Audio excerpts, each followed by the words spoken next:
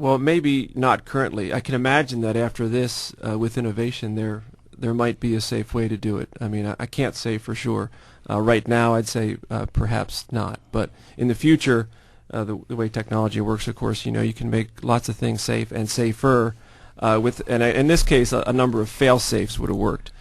Again, it still doesn't reach the broader question of whether we should be drilling for fossil fuels. But I can't imagine that there is a way to make it safe. It's just as hard for me to imagine that with the resources that these companies have that there isn't a way to protect the natural resources, at least from an oil spill. Now, David, how do you assess how they've done this cleanup business in the sense of containment? I guess it's more even than that. One of the controversial issues has been the use of dispersants. As a matter of fact, the former Environmental Protection Agency Chief, William Riley, said that he did not allow dispersants to be used in the case of the Exxon Valdez because they were concerned about the fish hatcheries and the salmon and so on. What about this? I mean, you deal with the inland bays. You deal with this very sensitive ecological areas. Dispersants a bad thing? Are they? Should we even be using them? Well, in the case of Prince William Sound, I think it's just where my brain just clicked in here, where obviously Thanks, Dave. the spill was. That was a little bit more near shore, and so in the coastal bays, I don't think we would ever advocate for the use of dispersants because of the shallow nature of the bays and the fact that they are a very significant hatchery and nursery for crabs, many crabs, fish, and shellfish. Out in the open water, it's a little bit different. Now, does that mean that I can't remember the number of gallons that were sprayed in the open Gulf is a good idea or a bad idea? Well, it's take the good with the bad. I mean, and some of these dispersants are taking it off the surface, certainly not addressing the deeper water issues. So I think that's why you probably saw more dispersants here. In this case, is more in the open Gulf, but I can't imagine that a lot of dispersants are going to be used near shore because of the toxic nature of the dispersants. Now, it also seems as if we're going to have a certain blame game going on here. So actually, somebody suggested there might be a gathering storm of litigation because you've got the British Petroleum, who is the oil company. You got the rig owner, Transocean Limited. You got subcontractors, including Halliburton, Weatherford International, and so on. And they're all going to be looking at one another. And I understand that the Oil Pollution Act of 1990 that comes out of the Exxon Valdez. It really focuses on one party, which means the BP could be on the hook for everything, while it then decides to sue other people. I mean, is this a litigation mess facing these oil companies? Do you think, Ed? Well, yeah. Clearly, I think that BP it has enormous liability and enormous exposure. But I think, Don, what you have to remember is that, in my estimation, this is a catastrophic event. Not only for BP, for our whole country. We're looking, if this thing runs for months and months at a time, we're looking at the potential for the entire southeastern part of the country being impacted by this. And if you believe the computer models, all the way up to North Carolina. And you're talking about the tourist industry in the state of Florida possibly coming offline. BP doesn't have enough money to handle those kind of claims. And more to the point, I don't think the Obama administration is going to put one of the largest oil complexes, industrial complexes, out of business, especially when it's owned by our closest ally. I mean, there's a political calculation that's going to take place in Washington, and I think that's crystal clear. So I think that we're going to be looking at long-term impacts to our country, and I think we're going to be making a lot of lawyers very rich for a long, long time.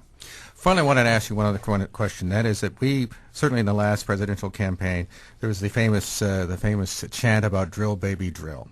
And we have a lot of Republicans, a lot of conservatives, a lot of leaders who said they want deregulation, they want deregulation. Bobby Jindal, the governor of Louisiana, is a classic example. He introduced legislation when he was in Congress, not concerned about upping regulatory oversight.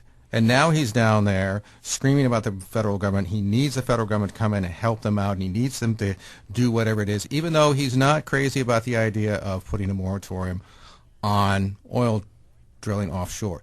It sounds as if people are trying to have it both ways. I mean, what's going on? You talk to oil folks out there. What are they thinking here?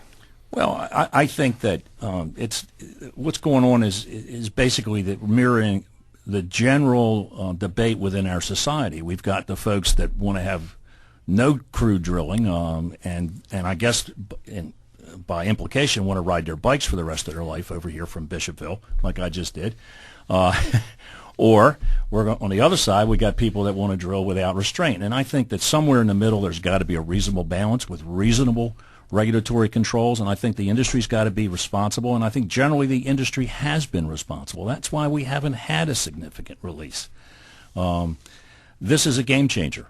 And I think that the oil industry is going to have to come to their senses and say, look, we're going to have to agree to some sort of regulatory oversight that we're not getting now. And I think the greenies, if you will, the environmentalists, are also going to have to come to grips with the fact that if we keep on enlarging the amount of oil that we import to this country from places like Venezuela and the Mideast that to a large degree are run by the crazies, we're hurting the national interest of this country. And I think that's where the drill baby stuff comes from.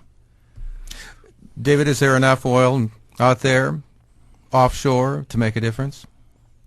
Yeah, I mean, there was a good article in the journal Nature a couple months ago I read, which suggests we probably have 150 to 200 years of oil left, and a lot of it is offshore. Will it sustain our country, and how fast will we get it? How long will it take to get? That's another issue. 8, 10 years. Meanwhile, we're trying to get on cleaner energy, and again, weighing the risks with the benefits. And not just the risks of a spill. I'm talking about also climate change, which is going to have a much, much broader impact than just this spill, which is really a microcosm of the issue. I would say that, there's a middle ground, but the middle ground has to be towards cleaner energy to the extent possible. We can't suddenly just switch over and not have any fossil fuel burning, but things have got to change. They've got to change pretty quickly. I wanted to turn to a little closer to home. That's the Virginia Eastern Shore. There's a moratorium now on the possibility of offshore oil drilling there. I understand that I was reading that the Virginia area, if it actually was developed, would maybe only provide 6 days of the nation's oil needs, provide maybe 18 days of the nation's natural gas needs. How do you think this oil spill impacts that drilling off the Virginia coast? I mean, obviously we have the moratorium, but trying to look beyond that.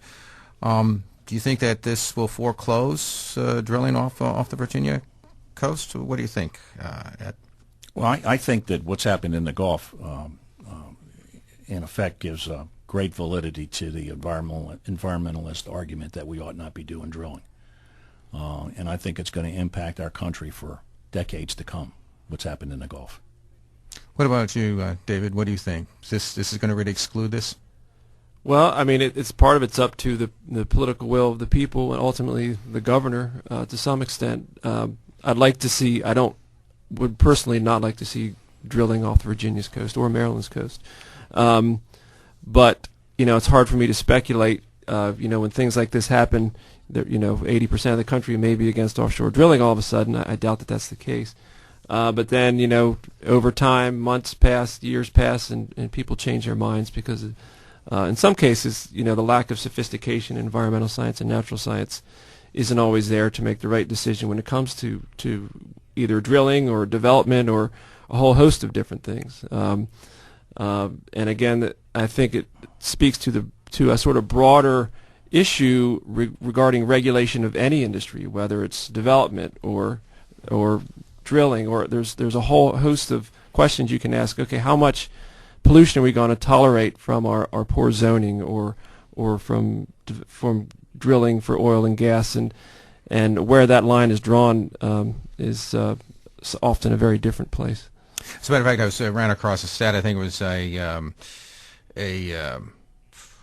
survey that was done by Gallup said that there's a 50% support for offshore oil drilling, but that's actually down from 70% prior to the spill. Although high percentage of folks said that people were not doing enough, whether it's the government or the oil company.